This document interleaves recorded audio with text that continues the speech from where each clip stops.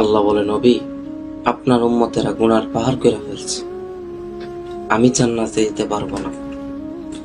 নবী বলে, আল্লাহ, কাফেরেরা আমারে পাথর মারছে, আমি হাসি মুখে সহ্য করে নিছি। কাফেরেরা আমার উপর অত্যাচার করছে, আমি হাসি মুখে সহ্য করে নিছি। কিন্তু হাসরের মাঠে তো আমার উম্মতের কেউ থাকবে না একমাত্র আমি নবী ছাড়া।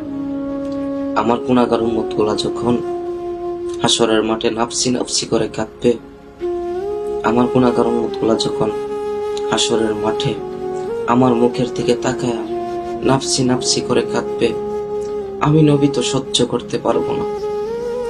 আমার গুনাহগার উম্মত গুলা যখন এতিমের মতো আমার চেহারার দিকে তাকায় নাফসি নাফসি করে কাঁদবে, আর তুমি তাদেরকে জাহান্নামে দিয়া দিবে, আমি নবী সহ্য করতে পারবো না।